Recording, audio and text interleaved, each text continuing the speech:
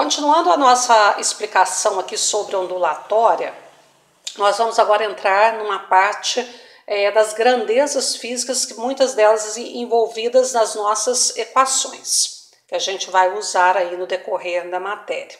A primeira grandeza que vem aqui é o período. O que é período? Quando a gente fala, vou viajar por um período de 5 dias. Período é a mesma coisa de tempo.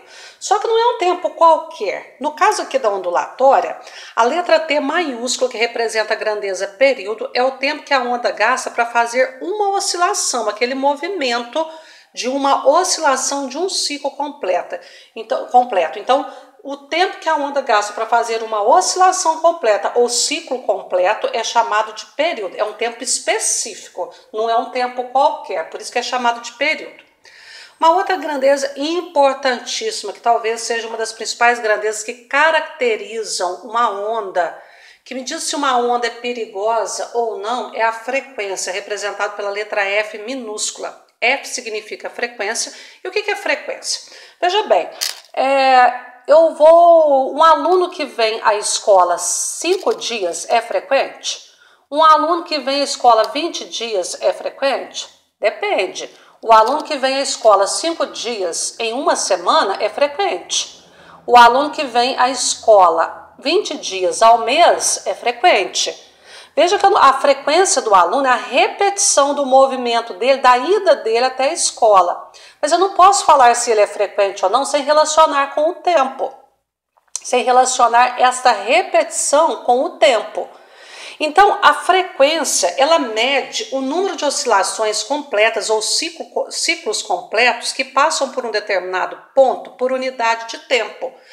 Quantas oscilações passaram nesse ponto em um segundo? Quantas oscilações passaram nesse ponto do espaço ou de um meio em um minuto, em uma hora, em uma unidade de tempo? Então tem que ser um segundo, uma hora, um minuto, um dia, um ano e assim vai. Nós vamos trabalhar aí com o tempo em segundos, tanto para período e no caso aqui de frequência nós precisamos que o tempo esteja em segundo.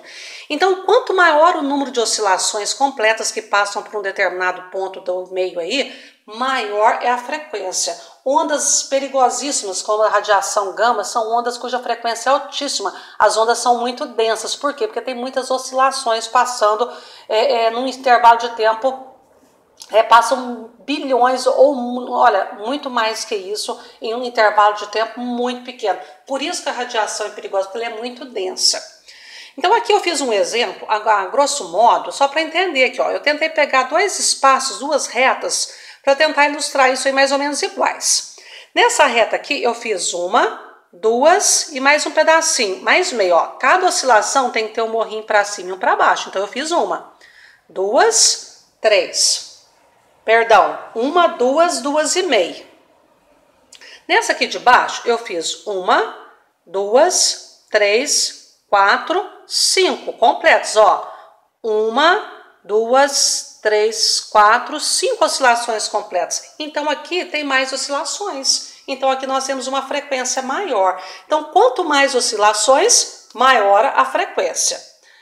Uma outra grandeza que é muita pegadinha nas equações é o comprimento de onda. O comprimento de onda, ele é representado por uma letra grega que se chama lambda. Não é lambida não, é lambda. Parece um Y de cabeça para baixo.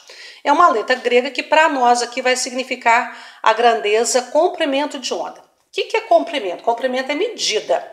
Então, o comprimento de onda é a medida em linha reta de uma oscilação completa. A oscilação completa ela pode ser a distância entre duas cristas ou dois vales consecutivos. Então, o comprimento de onda é a medida feita em linha reta de uma oscilação completa.